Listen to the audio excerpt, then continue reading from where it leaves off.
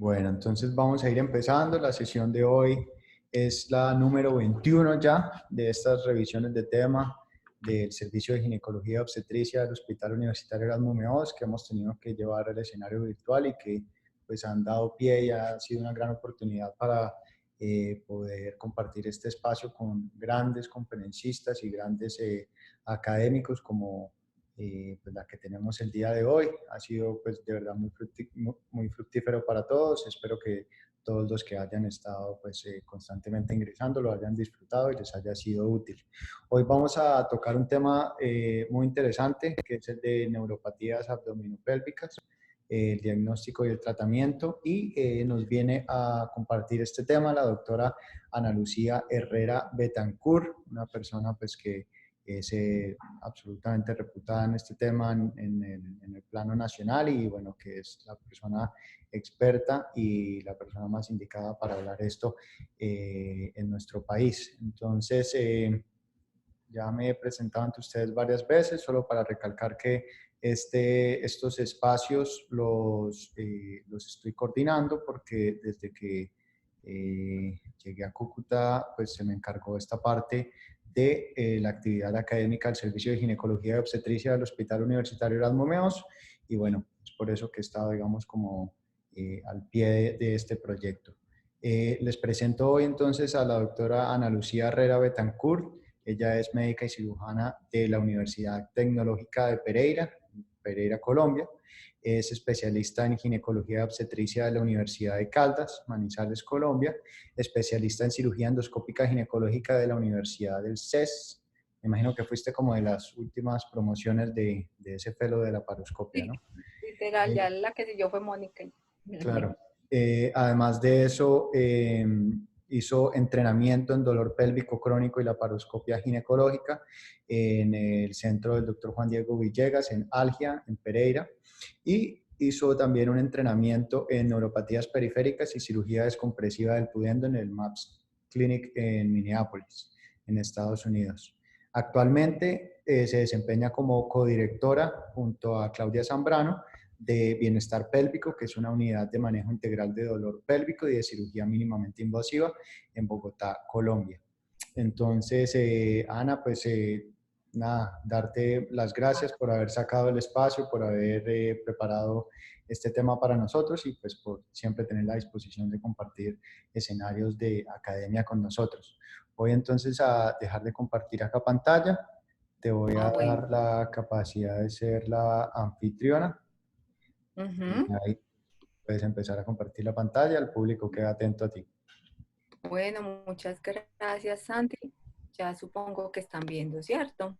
Sí, señora, ya estamos viendo tu Bueno, pantalla.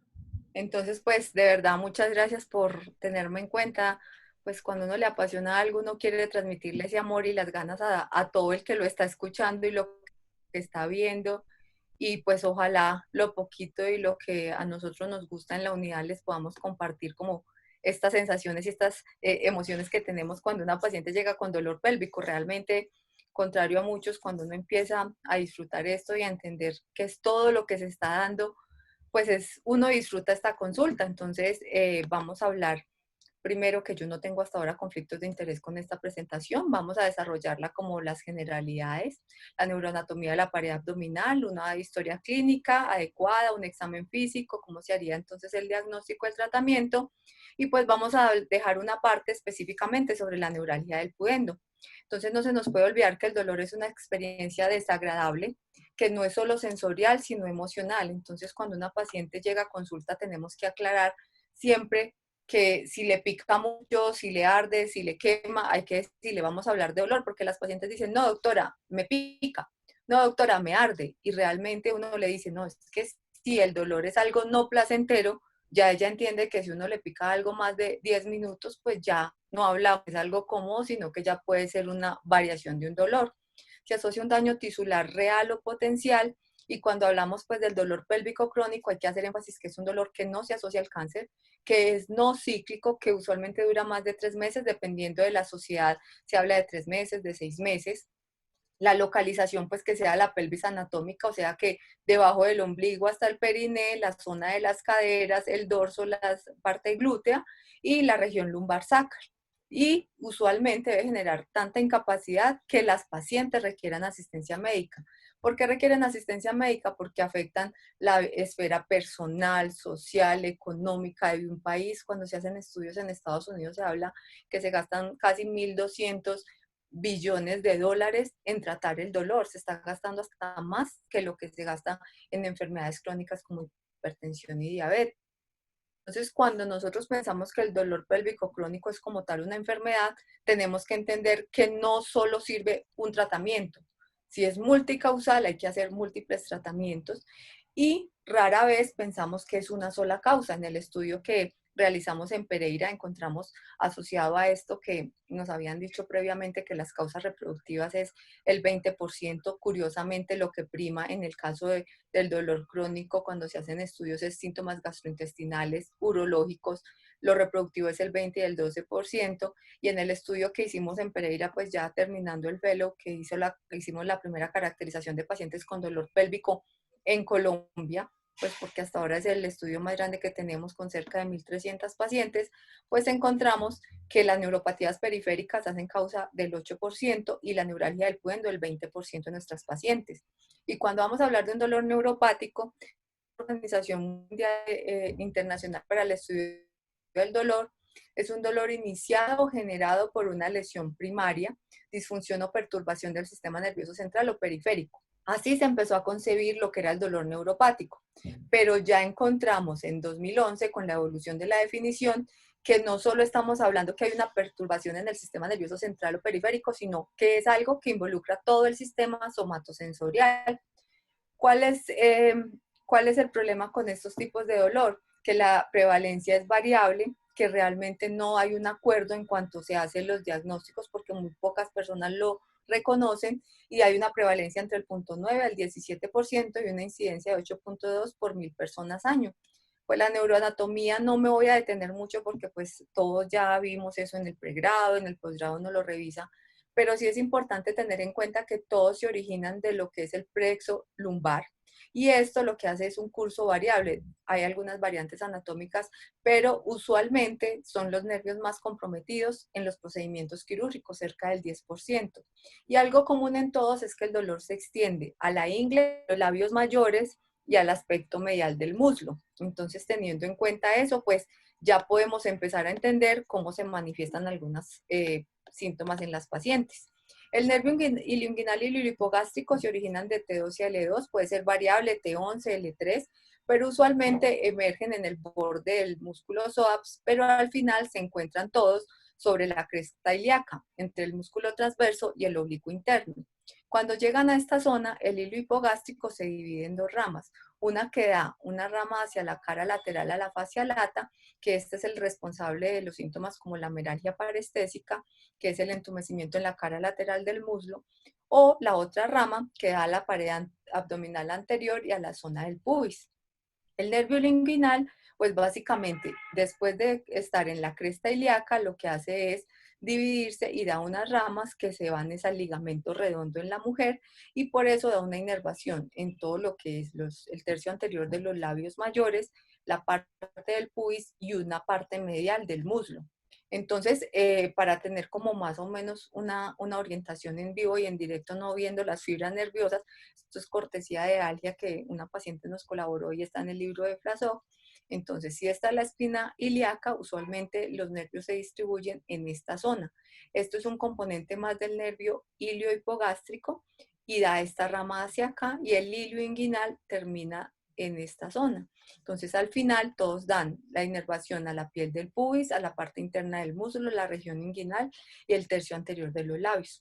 El nervio genitofemoral, pues tiene otro recorrido, sale del músculo psoas y al final terminas dando una inervación a lo que es el triángulo femoral. Entonces, si lo vemos aquí en esta zona, digamos así, estamos hablando de que da este componente. Entonces, a veces, si no entendemos cómo es la anatomía y vamos a evaluar una paciente,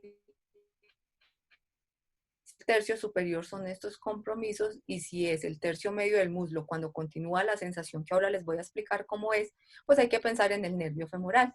El nervio obturador pues atraviesa el psoas, sale por el agujero obturador, pero al final nos da la inervación, es toda la cara interna del muslo, la parte externa de los labios mayores, entonces se puede confundir con el hilo inguinal y hilo hipogástrico, y compromete también inervación en el triángulo femoral. Entonces no podemos decir que es uno u otro nervio, muchas veces las condiciones se superponen.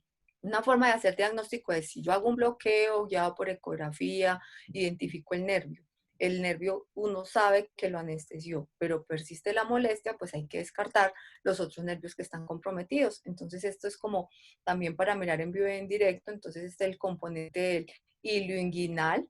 Esto estamos hablando que aquí estamos diciendo que es el hilo hipogástrico, esta zona es del genito femoral, esta zona acá, perdón, esta es la del genito femoral, esta zona, el nervio femoral, y como tal, aquí está el ramo del cutáneo femoral lateral.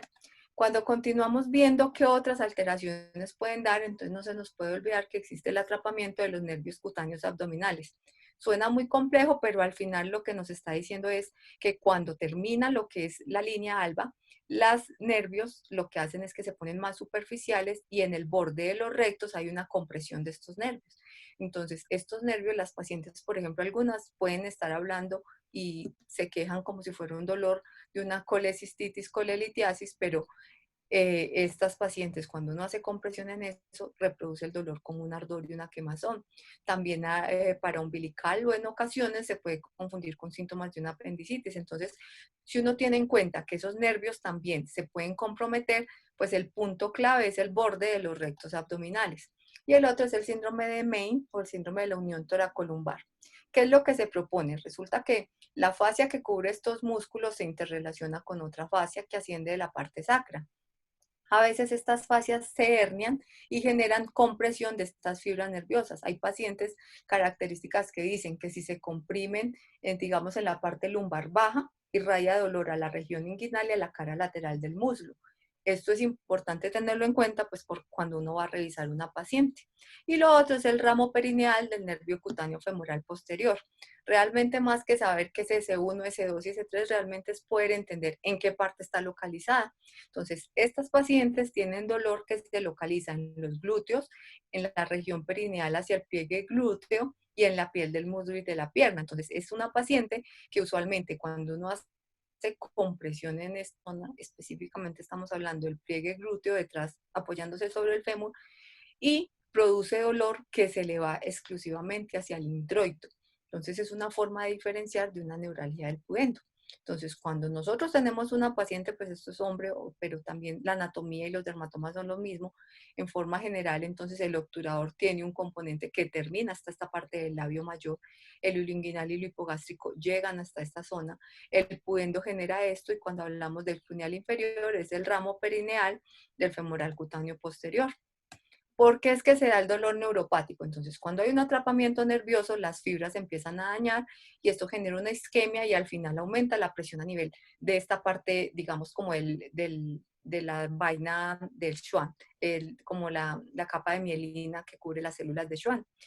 También genera un aumento de la permeabilidad vascular y genera edema y genera más estasis venosa y genera una alteración iónica que al final, ¿qué hace? Pues cambia todo lo que son los canales de sodio y esto al final genera una disfunción nerviosa, sin contar que como hay un estímulo inflamatorio, pues van a aumentar los fibroblastos, hay más fibrosis y las fibras se degeneran. Entonces, muchas de las teorías cuando uno hace un bloqueo y usualmente lo que necesita es poner volumen, porque como hay una fibrosis, yo necesito es con el volumen distender para que las fibras empiecen a liberarse. Y además se da un mecanismo de sensibilización periférica. ¿Qué es esto? Si hay una lesión, se liberan más mediadores inflamatorios que a la vez producen más activación de mastocitos, más sustancia P, más vasos sanguíneos y aumenta el radio de acción de la fibra dolorosa inicial. Igual, cuando ya uno tiene el estímulo inicial, entonces la fibra nerviosa y el impulso nervioso tiene 4 mecanismos claves. Uno es la transducción. ¿Qué es la transducción? Que es un estímulo mecánico, se transmite en algo eléctrico. La transmisión es cuando pasa de neurona a neurona hasta que llega a la zona de percepción. La modulación es básicamente la contrarregulación, es como la compuerta del dolor, es cuando funcionan todos los mecanismos inhibitorios como el GABA y estos. Y ya la percepción, entonces, si yo tengo un estímulo que llega, pero no alcanza a llegar a la zona de la percepción en la corteza somatosensorial, pues realmente la paciente no aprende que hay un dolor. Pero cuando este estímulo, el mecanismo de modulación no lo regula y empieza a generar alteraciones a nivel del cíngulo, de la ínsula, del hipocampo, ya aquí se habla de que es una percepción y puede ya convertirse en un dolor crónico. Cuando nosotros tenemos un estímulo doloroso, ya sea en la piel o en los vasos sanguíneos, pues ¿qué pasa? La piel lleva la inervación, hace su primera sinapsis en el cuerno dorsal, pero ya dependiendo de si no existe el mecanismo contrarregulador o el mecanismo inhibitorio, entonces por el mismo dermatoma las fibras se van a otro lado. Por eso uno puede entender y puede explicar por qué es el dolor de una apendicitis. Usualmente el apéndice tiene un dolor reflejo que el dermatoma localizado es epigastrio, pero cuando ya hay una lesión a nivel del peritoneo parietal, pues literalmente hay una localización del dolor en fosa ilíaca derecha. Entonces, en la medida que uno entiende que una víscera digamos, una estructura somática tiene también comparte un dermatoma a nivel visceral, por lo tanto se empiezan a dar las convergencias. Por eso pacientes que tienen síntomas del pudendo o pacientes que tienen compromiso del nervio liminal y hipogástrico empiezan a desarrollar síntomas urinarios a repetición. Y no es que la paciente esté loca, si por ejemplo muchos dicen, no, es que se toca el ombligo y le duele y le dan ganas de orinar. Es que eso se puede entender partiendo de la base de estas convergencias. Cuando vamos a hacer una historia clínica, pues como sabemos que uno de los principales antecedentes es la lesión y el atrapamiento del nervio, entonces hay que averiguar qué cirugías tiene, qué cirugías vaginales se le han hecho, qué traumas previos recibieron la paciente. Nosotros tuvimos una paciente en la unidad que estaba recién operada del hombro, pero pasando la carrilera por la novena se cayó ahorcajada sobre uno de los rieles y desde eso empezó con una neuralgia del pudendo. Entonces es importante tener en cuenta qué ha pasado con las pacientes para uno poder establecer qué tipo de lesión tiene. Los síntomas dolorosos característicos del dolor neuropático es quemadura. Usualmente es constante, severa o algunos hablan de irritación, picada, corrientazos. Las pacientes pueden describir diferentes síntomas, pero pues hay que diferenciar lo que es la alodinia de la hiperalgesia y de las parestesias. La alodinia es cuando yo tengo un estímulo que no es doloroso, por ejemplo, hacer así y la paciente dice que siente que uno la está cortando, o sea, está respondiendo a un estímulo no doloroso de una forma de dolor. Y la hiperalgesia es cuando hay un estímulo doloroso, pero la paciente responde exageradamente a ese estímulo. Las parestesias es, por ejemplo, cuando una paciente no puede precisar qué sensación, pero no es cómoda. Por ejemplo, que refiera que al tocar le da cosquillas, le da cosquilleo, es una de las variaciones de estos síntomas. Ya el examen físico, pues primero hay que hacer una evaluación de los cambios dérmicos. Como al final comparten los dermatomas con el sistema nervioso simpático, con las otras fibras, pueden tener sudoración excesiva, pueden tener cambios en coloración de la piel. Y a la palpación hay que hacer primero el rolling test. Como se logra ver en esta diapositiva, es como enrollar la piel. Al enrollar la piel, la paciente nos puede decir si dispara o aparecen las molestias. Lo otro es hacer el pin test. Aquí lo hacemos con el copito, si quiere se puede hacer con la otra parte del hisopo. Y usualmente lo que uno le dice a una paciente es, vamos a hacer con este copito desde el borde de las costillas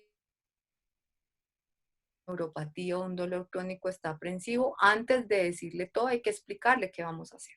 Entonces le decimos, vea, vamos a rozar, primero toque el palito, vea que no tiene un chuzo y nada, porque como tienen una alteración en la sensibilidad, al tener esa alteración, cuando el palito lo roza, puede ser el copito, pero la paciente va a decir que me cortó. Entonces ella tiene que entender que nosotros no tenemos ninguna cuchilla ni nada.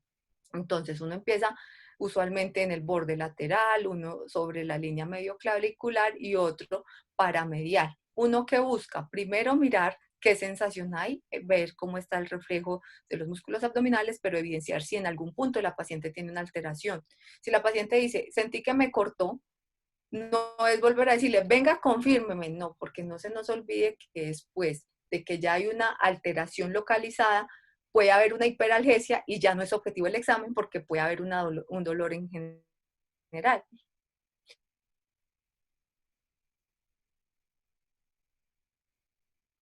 Y al otro lado, eso es un signo muy importante.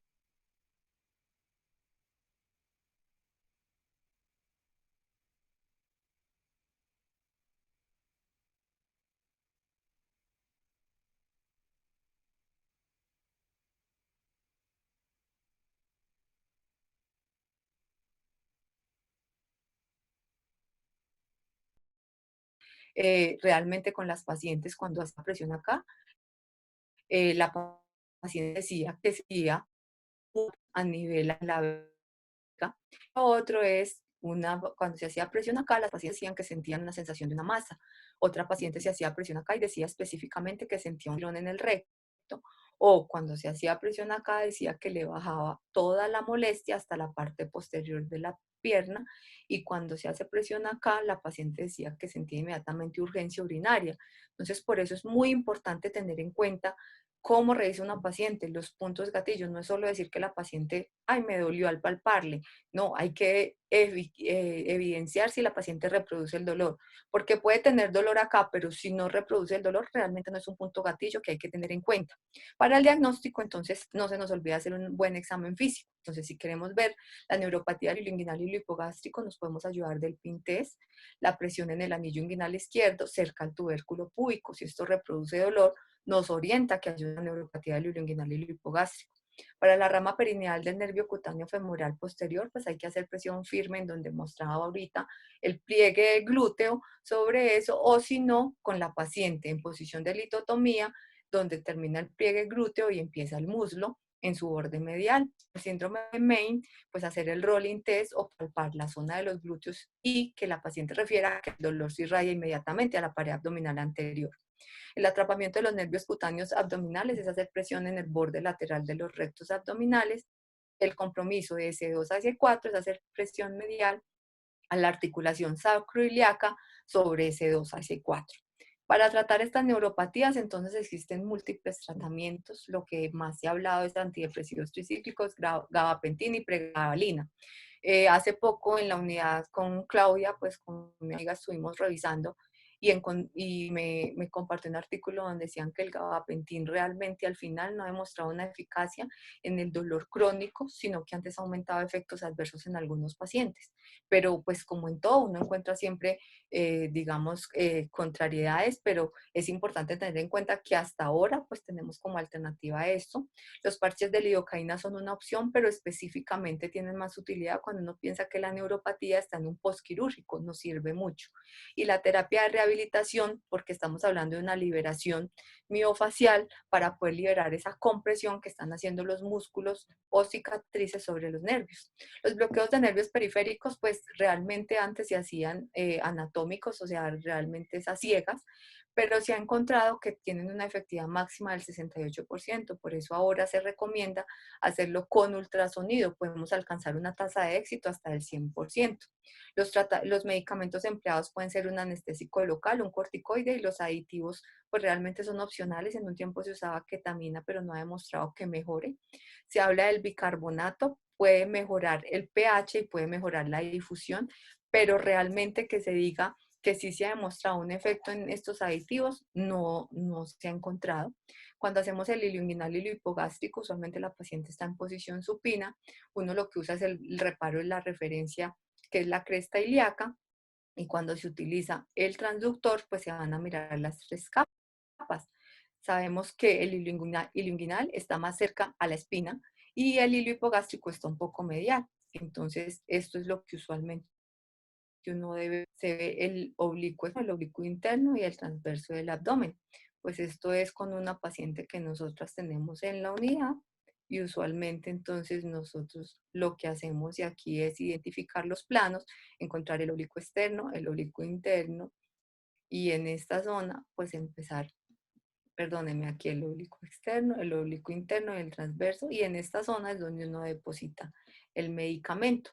El ramo perineal del nervio cutáneo femoral posterior, pues si lo identificamos en el pliegue glúteo, uno tiene que dejarlo marcado y lo que hace es con una aguja delgada deja mínimo 2 centímetros de lidocaína en cada punto de estos. Las otras alternativas de manejo para estos nervios es la radiofrecuencia, la crioablación, hacer un manejo quirúrgico, la descompresión sirve, pero se deja para las pacientes que no respondan a los tratamientos convencionales, que es menos del 30%, y estas pacientes se puede decir que pueden mejorar, como no, y la modulación, pues se ha hecho más estudios, es en neuropatía, por ejemplo, del nervio pudendo, donde hay un compromiso a nivel visceral que se benefician mucho de síntomas de urgencia y frecuencia urinaria. Ya para hablar de la neuralgia del pudendo, entonces es más frecuente en mujeres que hombres, pero curiosamente lo primero descrito fue en hombres, específicamente en ciclistas. ¿Por qué? Por la compresión que se hace del nervio pudendo en el canal de Alco. La teoría propuesta es que hay un atrapamiento, hay una lesión de este nervio, y este nervio tiene unos componentes que es mixto y es somático y autonómico, por lo tanto puede tener dolores a nivel localizado muscular, pero también puede tener síntomas como orgasmos dolorosos, eyaculaciones dolorosas, síntomas urinarios, y la distribución de la lesión puede ser uni o bilateral. No se nos olvide que el nervio pudendo lo que hace es como un asa sobre la espina ciática y vuelve y sale de la pelvis y da tres ramas. Las ramas que da son la recta inferior, la perineal y la dorsal del clítoris.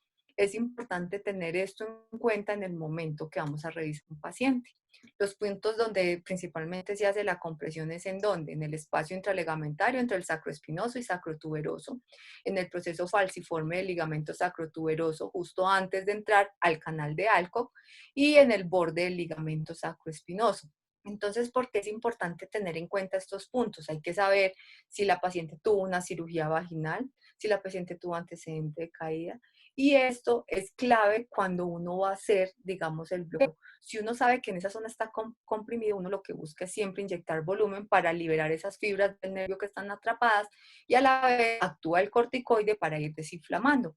Entonces, para poder hacer un buen diagnóstico tenemos que indagar siempre sobre los síntomas de la paciente, cuáles son somáticos, cuáles son autonómicos y el wind-up de la espina dorsal.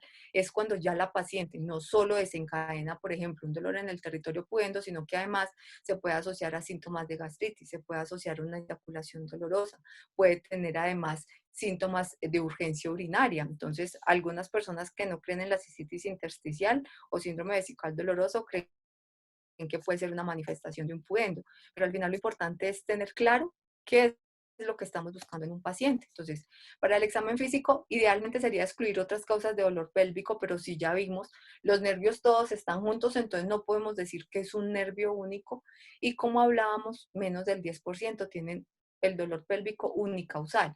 Entonces, lo que debemos pensar es qué causas se están juntando, se están superponiendo para poder darle el mejor tratamiento a nuestras pacientes. Entonces, hay que pensar en los cambios dérmicos, lo que le hablaba de la descarga simpática. Entonces, hay que mirar la cutis anserina, que es casi como si fuera, digamos, la piel de gallina, los cambios dérmicos, la cutis reticularis, los otros como piel de naranja. Hay que pensar cuando uno revisa a las pacientes, a veces uno no se detiene a mirar y miren que aquí hay una contractura asimétrica de los labios y esto es por una alteración en la contracción de los músculos del piso pélvico. Hay que identificar cuál es el territorio del nervio pudendo. Entonces, si nosotros vemos esto, uno tiene que tener en la mente qué es lo que está mirando. Si yo voy a evaluar a un paciente la sensibilidad y básicamente empieza molestia acá, uno puede decir, puede ser el pudendo. Pero si literalmente solo está comprometiendo el tercio anterior, pues puede ser un pudendo, pero uno se orientaría más a un hilo inguinal o un hilo hipogástrico. Si es más lateral, uno pensaría más que es un obturador, más que pensar que sea un pudendo. Y en esta región lumbar, pues si uno hace compresión y la paciente refiere dolor hacia el perine, pues uno orientaría más a un pudendo que pensar que sean los nervios cruneales. El pinprick, pues aquí está con una, digamos, con un alfiler, pero con el mismo hisopo con que estábamos evaluando el nervios de la pared abdominal, podemos hacer esto. Lo usualmente es un examen costo efectivo, alcanza a detectar el 92% de las neuralgias del pudendo y uno lo que busca es que hacer una evaluación contralateral de la cara del muslo con tres puntos que son donde están las ramas, la dorsal del clítoris, la rectal inferior, perdón, la lineal y la rectal inferior. ¿Qué le pide uno al paciente? Que le diga qué sensación tiene. Usualmente por eso uno busca un punto donde no haya compromiso, la cara interna, la cara medial del muslo. Mire, paciente, mire, señora, yo le voy a tocar acá. Esta sensación usted sabe que es incómoda, es molesta, pero cuando yo la voy a tocar abajo, afuera, por favor me dice si siente lo mismo o diferente. Es importante saber si siente menos, si siente mal, si siente igual o si tiene sensación de un pinchazo, un corrientazo. Hay algunas pacientes que con solo tocar eso dicen que inmediatamente se les va el dolor al ano. Entonces eso nos hace pensar que sea el diagnóstico. Y lo otro es el fenómeno de Valeix. Si nos acordamos de cómo evalúa uno el síndrome del túnel del carpo, es hacer compresión, hacer esto, eso mismo lo que hacemos es compresión sobre la espina ciática. El punto es que el dolor debe irradiarse a la zona, o sea, cuando se hace la compresión, que se irradia a la zona, ya sea perineal, abdomen inferior, muslos o glúteos. Si la paciente dice, sí, me dolió, pero nunca ha sentido ese dolor, tenemos que omitir que no es una neuralgia del pudendo en ese caso, porque si no, pues uno termina diciendo, sí, le encuentro todo, pero puede ser más, es una mialgia del piso pélvico que me está comprimiendo, pero no, si no es el dolor que la paciente dice como motivo de consulta, no podemos pensar que sea una neuralgia del pudendo. Los criterios de Nantes se crearon en 2006 en un consenso y hablaron que debían existir 4 categorías. ¿Qué es importante de esto? Cuando nosotros hablamos de los esenciales, o sea, ahorita hay unos estudios a ver si sí o no, pero es importante que el dolor sea en el territorio del nervio pudendo, que empeore sentado, pero usualmente tiene algo particular. La paciente en el sanitario mejora. ¿Por qué? Porque en ese momento todo el territorio del periné, esa hamaca pélvica, está al aire libre. No se deben despertar en forma nocturna por el dolor. No hay un déficit sensitivo específico. Entonces, que me duele solo este pedazo al pie de la nalga. No. Y lo otro es que sea con el bloqueo diagnóstico del nervio pudendo. Entonces, en esto caemos muchos y hemos caído antes en el punto en que como el bloqueo me puede hacer el diagnóstico, entonces la idea es que el bloqueo no sea ciegas. A todos nos enseñaron que para un trabajo de parto, para el epicio y todo, podemos hacer el bloqueo pudendo, uno toca la espina y palpa. Pero si no hacemos un bloqueo confiable, le podemos quitar a la paciente la oportunidad del diagnóstico. Entonces, por eso se recomienda que sea guiado por imágenes para tener más certeza del diagnóstico y de lo que estamos haciendo. ¿Por qué es diagnóstico? Porque usualmente uno en el bloqueo pone un corticoide y un anestésico. El anestésico es el que me hace el diagnóstico. Si la paciente, al menos por esa hora, 2 horas siguientes después del bloqueo, está sin dolor, estando anestesiado, ya hacemos el diagnóstico. Y es tratamiento, pues porque el corticoide es el que va actuando a los días. Los síntomas complementarios, pues lo que hablamos de los otros síntomas neuropáticos, que es la sensación de quemazón. Algunas pacientes pueden referir que tienen sensación de una masa, una bola en la vagina, el predominio que sea unilateral, que afecte con la defecación. Se habla de una electromiografía, pero pues realmente la electromiografía no aporta mucho si hemos hecho un buen diagnóstico a través de un examen físico. Los asociados, pues que sean trastornos de erección, que haya dispareunia, polaquiuria, por lo que hablábamos ahorita de los síntomas urinarios, que son una convergencia visceral o viscerosomática. Y lo de exclusión, pues es que sean localizados en un punto y sean precisos. Ahí sí no pensaríamos como primera opción en que fuera un pudendo. Las pruebas complementarias, entonces, pues las imágenes no son muy útiles, pero las imágenes servirían es para hacer los bloqueos, ya sea por TAC, por rayos X, por fluoroscopio o por ultrasonido. Las pruebas pueden ser útiles en menos del 15%. Entonces, la imagen de resonancia lumbrosacra, pues es útil si encontramos y nos hacen la tractografía del pudendo, porque nos van a definir en dónde hay compresión. Es muy útil en las lesiones extrínsecas por endometriosis. Las pruebas sensoriales cuantitativas, entonces el test de latencia del nervio pudendo, pues es importante que sea con un fisiatra que sepa medir y que sepa qué es lo que estamos evaluando, porque se debe utilizar un electrodo de retorno que se pone en el glúteo y otro electrodo que se coloca en el dedo como un guante, y ese sensor es el que dispara. O la detección del umbral de calor. Usualmente lo que se manejan son temperaturas entre 39 y 40 grados, pues realmente son calientes, pero lo que uno evalúa es muchas pacientes, si tienen una alteración y dicen que sienten algo muy frío, pues inmediatamente nos ayuda a comparar y es anormal en el 42% de los casos. Y cuando se reproduce el dolor al cambio de temperatura, pues hace el diagnóstico, pero tendríamos que tener ese aparatico pues para cada paciente. Y es claro que ahora con lo de la pandemia, con todas estas cosas, pues es mejor hacer un buen examen físico. El tratamiento para la neuralgia del puente, entonces después de hacer un diagnóstico con los síntomas, un examen físico o en el caso que uno quiera hacer pues estas pruebas complementarias, tenemos las medidas de autocuidado, las inyecciones perineurales del nervio pudendo y la cirugía descompresiva. Entonces el autocuidado, tenemos la opción del cojín pudendo. ¿Qué es lo que uno busca? Uno busca es que la paciente, esta zona perineal quede descansada. Uno le dice que debe ser algo grueso porque no puede disminuir de 3 centímetros, usualmente de tener siempre madera de soporte, idealmente. Y la paciente para donde vaya debe usarlo. Si no, en lo posible. Si tiene que trabajar sentada, mire a ver si puede trabajar de pie. Es preferible que las pacientes estén de pie a estar sentadas en esta posición. La terapia física es clave porque hace parte del 70% de las pacientes que mejoran, y evitar desencadenantes como que los ciclistas tienen que evitar montar bicicleta, se debe evitar subir y bajar escalas, se debe evitar hacer sentadillas, se debe evitar patinar. ¿Por qué? Porque resulta que el ligamento sacroespinoso y sacrotuberoso están aumentando. Cuando se hacen ese tipo de ejercicios, lo que hace es que el obturador y todo me empieza a generar tracción e hipertrofia esos ligamentos, y al final genera mayor compresión. Entonces, por eso esos desencadenantes hay que tenerlos en cuenta y explicárselos a los pacientes. Ya para el bloqueo, pues usualmente nosotros en la unidad utilizamos como un protocolo que son 3 sesiones, con intervalos entre 4 a 6 semanas, ya puede ser por vía fluoroscópica o por ultrasonido. Nosotros en la unidad pues no hacemos con tomografía, y usualmente usamos un anestésico más un corticoide, y los aditivos, como les digo, están en interrogación porque algunos hablan que sí, otros que no, y no utilizamos en este momento los aditivos. Puede ser vía transglútea, transvaginal, transperineal, y lo que uno busca también en la guiado por TAC es llegar al canal de ALCO. Entonces, esto es un bloqueo que nosotros hacemos en nuestras pacientes. Usualmente uno lo que hace es ubicar la espina asiática, y después de ubicarla, teniendo en cuenta la dirección, pues uno evalúa y hace el bloqueo. Lo otro es la vía transglútea. En este caso, la paciente está boca abajo, en este caso la paciente está con sedación profunda, pero responde.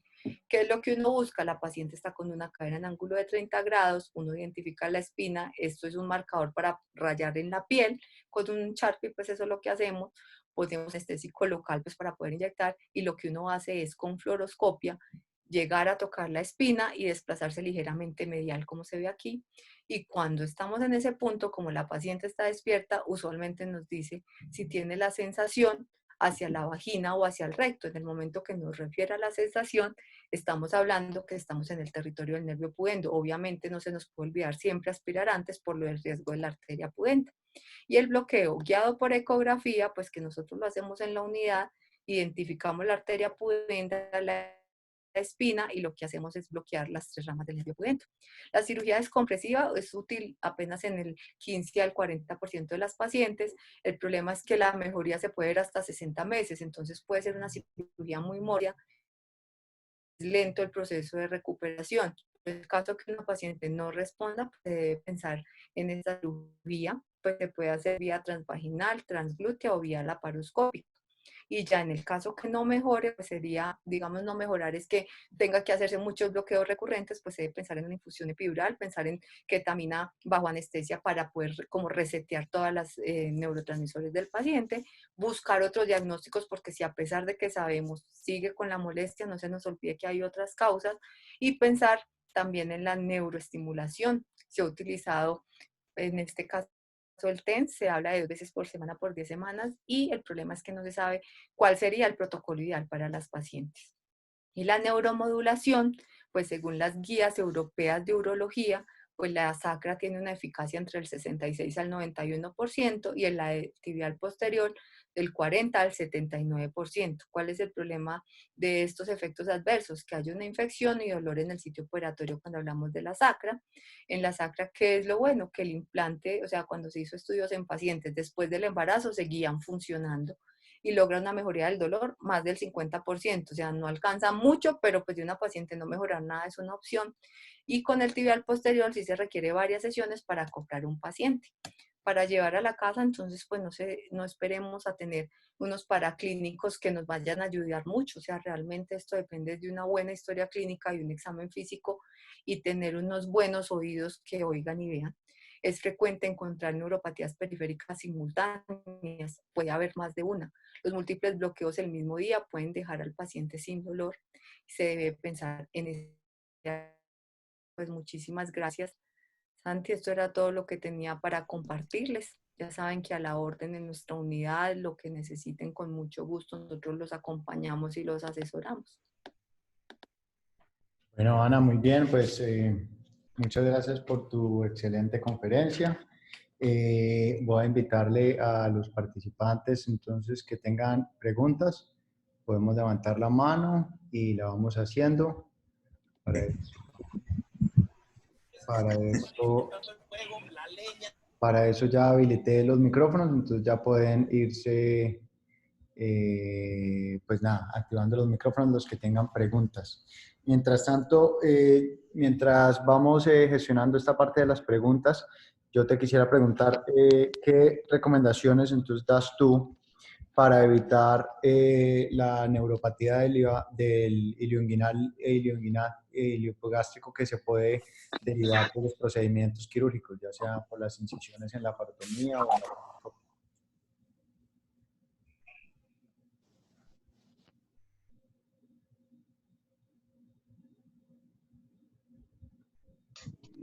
¿Algo? Santi, no le escuché la pregunta, qué pena.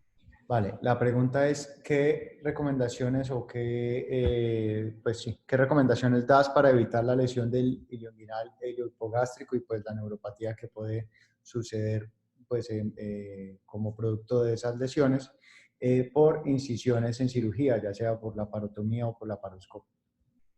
Ya.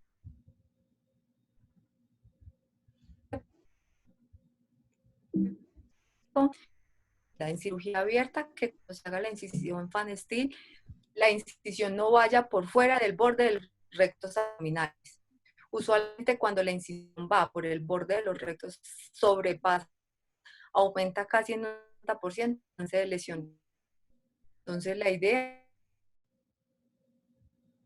es, en el caso de que se vaya a hacer incisión por vía laparoscópica, el hecho de que sean de menos de 1 centímetro no quiere decir que justo ahí no pase el nervio. Entonces, lo que se recomienda es hacer los puertos laterales que sean mínimo 2 centímetros mediales, 2 centímetros por encima de las espinas ilíacas anterosuperiores. Es importante esto. Y lo otro es no sobrepasar, o sea, no estar más mediales a lo que es el borde de los rectos abdominales. Porque si se van más medial al borde de los rectos abdominales, hay riesgo de que quede este atrapamiento cutáneo de los nervios abdominales. Vale, Anita, muy bien. Alvarito Ochoa tiene la mano levantada. Alvarito, ¿lo escuchamos? Sí, hola Santiago, ¿cómo estás?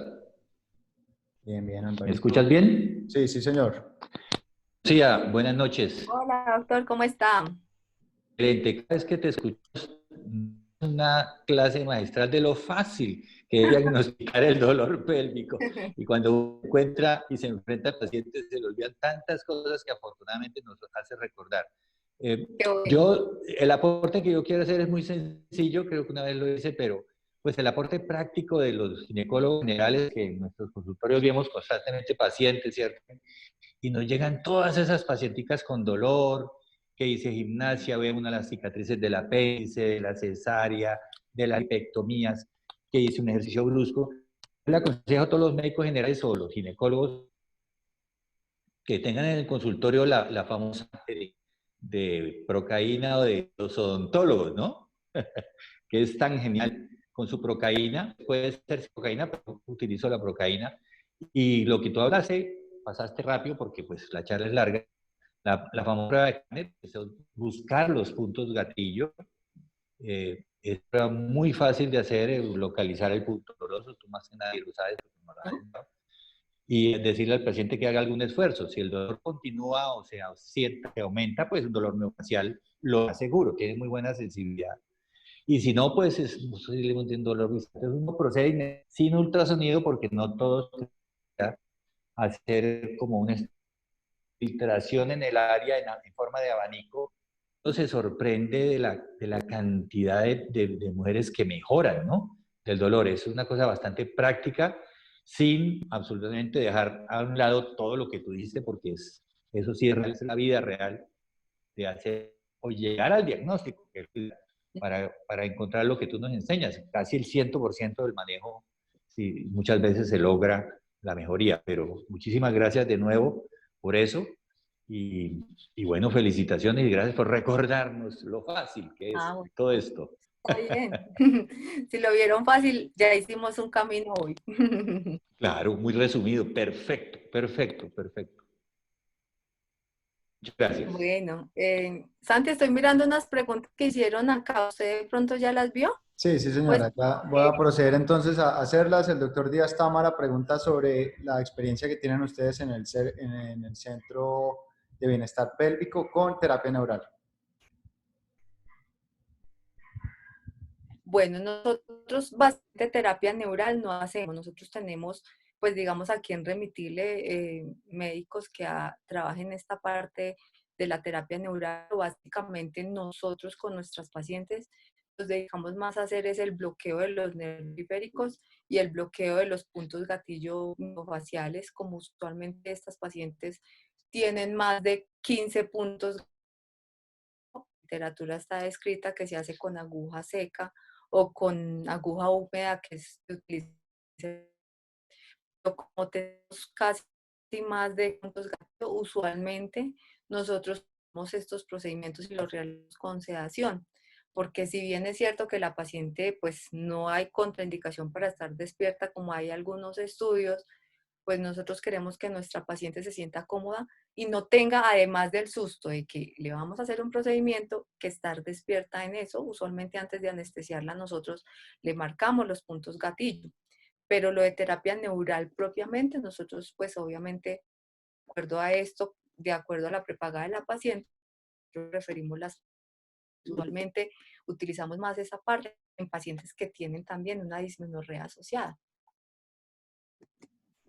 Vale, muy bien. Bueno, Adriana dice, excelente presentación. ¿Qué opinión tienes acerca del manejo combinado con gabapentina y amitriptilina, por ejemplo, o con inhibidores selectivos de la serotonina? Bueno, entonces, pues realmente el manejo en una paciente, usualmente no hago, no sé, pues no hago y no se recomienda como hacer mezcla, usualmente como que uno empieza a escalar o de la paciente, porque si la paciente tiene un dolor neuropático, pero además tiene un componente medical, se beneficia mucho del uso de antidepresivos tricíclicos como amitriptilina. Entonces, o la nortriptilina en algunas pacientes que tienen, digamos, efectos adversos con amitriptilina. O si la paciente de base tiene que uno ve que es algo depresiva o ansiosa, pues la amitriptilina es una buena opción. Si uno sigue hablando, pues usualmente nosotros utilizamos la pregabalina y por último el gabapentin. Usualmente cuando hacemos las mezclas es cuando vemos que una paciente, digamos, ya con la amitriptilina no logramos y no vamos a llegar a la dosis tóxica, sino que cambiamos al gabapentin, pero pocas veces tienen al tiempo los dos medicamentos. Con los inhibidores selectivos de la serotonina, por ejemplo, estamos hablando de la duloxetina, tienen mucha utilidad, pero es más cuando estamos hablando de base que una paciente tiene una fibromialgia. Entonces, en este caso, sí se mezcla y tiene, digamos, una mejor utilidad con algunas pacientes, pero usualmente mezclar gabapentina, amitriptilina o así, no, usualmente nosotros vamos como escalando y si vamos a utilizar dos, empezamos, digamos, con el segundo, con una dosis baja para no llevar a la paciente a los efectos adversos, porque al final nosotros queremos que tenga calidad de vida, pero que sea adherente al tratamiento. Vale, muy bien. Bueno, Carolina Cifuentes te manda saludos, dice que como siempre maravillosa. Gracias. Claudia también te manda saludos, excelente. El doctor Díaz Támara hace otra pregunta sobre qué opinión tienen sobre bloqueos troncales simpáticos. Bueno, esos bloqueos troncales simpáticos son de mucha ayuda cuando nosotros vemos que la paciente tiene un componente visceral muy marcado, que realmente estamos hablando que son síntomas urinarios a repetición o síntomas gástricos asociados a un pudendo, se benefician más de un bloqueo del plejo hipogástrico que pensar en bloqueos periféricos del pudendo, del hilo inguinal. Realmente depende de qué tanta sintomatología visceral tenga una paciente para pensar en hacer este tipo de bloqueos y pues obviamente ese sí no lo hacemos nosotros, sino que lo remitimos a los anestesiólogos intervencionistas que realicen este procedimiento. Vale, muy bien. Bueno, el doctor Ángel Miranda también te manda saludos, te felicita por tu presentación. Mónica Carballo también te manda saludos. Y Laura Villalobos está levantando la mano para hacer una pregunta. Laura, te escuchamos.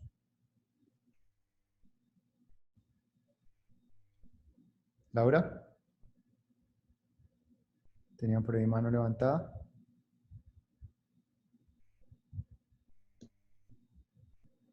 Bueno, no, como que no. Bueno, Anita, pues nada, ya llevamos No, casi una hora gracias. de conferencia. Entonces, bueno, una vez más, muchas gracias por la preparación de este tema. Muchas gracias por compartir este Sí. espacio para nosotros. Ah, espera, el doctor Miranda tiene otra pregunta. Quería preguntar Claro. qué experiencia tiene sobre la neuroestimulación y neuromodulación. Bueno, nosotras como tal en la unidad, nosotros no lo ponemos, pero hemos tenido múltiples casos y pues realmente de los pacientes y de los doctores que tenemos en contacto que están más experimentados con el neuromodulador, pues es el doctor Alejandro Aparicio. Con él hemos trabajado varios casos, ahorita estamos trabajando el de una paciente con una neuralgia del pudendo, que aparte de eso tiene ya unos síntomas de síndrome vesical doloroso con una vejiga hiperactiva y además tiene un estreñimiento crónico. Entonces, estas pacientes, por ejemplo, nosotros lo que hacemos es que se la enviamos al doctor Aparicio, que es de los que, digamos, más conocemos que tiene experiencia al respecto, y usualmente lo tenemos más para las pacientes, por ejemplo, que tienen síntomas urinarios marcados y tienen un compromiso pudendo, que con los bloqueos mejora, pero realmente hacer un bloqueo cada 6 semanas no es una indicación. Entonces, en este caso, sí se beneficia una paciente de mejor una neuroestimulación. El doctor Díaz Támara vuelve a hacer una pregunta. Dice que si infiltran puntos en vulvodynia o prefieren agentes tópicos según el mapeo. Pues nosotros para el diagnóstico de vulvodynia, pues no solo digamos, miramos el examen físico y los puntos específicos, sino que nosotros descartamos las otras causas, porque cuando miramos la vulvodynia, evaluamos si hay una neuralgia del pudendo asociada, si encontramos alguna otra neuropatía asociada. Entonces, usualmente el manejo inicial que nosotros hacemos con nuestros pacientes son todo lo que son cambios y cuidados de la zona perineal, nos damos los tips de vulvodynia, utilizamos agentes tópicos y ya si a partir de eso no mejora, pues empezamos entonces a escalar terapia física adicional a esto, porque pues se ha demostrado que la terapia física es más útil en las pacientes que tienen vulvodynia porque empiezan a generar una mialgia asociada que empeora su dolor. Y ya cuando la paciente con la terapia física, digamos, sigue con molestia, le adicionamos medicamentos orales y ya dejamos de último recurso la infiltración. Específicamente estamos hablando, en algunos casos se ha descrito que la toxina botulínica sirve, pero cuando estamos hablando de una mialgia asociada. Y los puntos específicos de dolor marcado, realmente preferimos que los trabajen con terapia neural, que nosotros infiltrar ahí localmente en el consultorio. Vale, y por último, el doctor Díaz Támara pregunta los teléfonos de la unidad. Entonces, ¿por qué Ah, no bueno. aprovechamos y nos cuentan cómo poder comunicarse con ustedes Ah, para bueno. Entonces, pedir ya asistencia Claudia en me manejo de colaboró. pacientes? El teléfono es 320-700-702. Nosotros tenemos el consultorio en el edificio de Unidad de Especialistas, calle 90. La referencia es enseguida de la Clínica de la Mujer, el consultorio 706.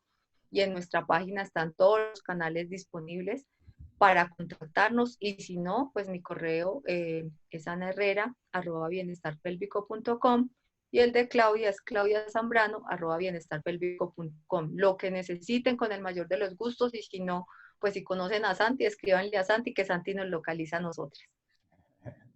Bueno, muy bien. Queda todo referenciado entonces. Sí, Anita, sí, bueno, sí. muchas gracias. De verdad, excelente tu presentación. Esperamos que pues sigan adelante como, también como lo están haciendo junto a Claudia en ese pues gran centro que están formando. Realmente creo que es una gran fortuna para Bogotá que ustedes dos se hayan reunido y que pues hayan sido un par de productos muy importantes de Algia y que bueno, que hayan decidido ir a Bogotá y ayudar en el manejo del dolor pélvico crónico a todos los especialistas en la ciudad.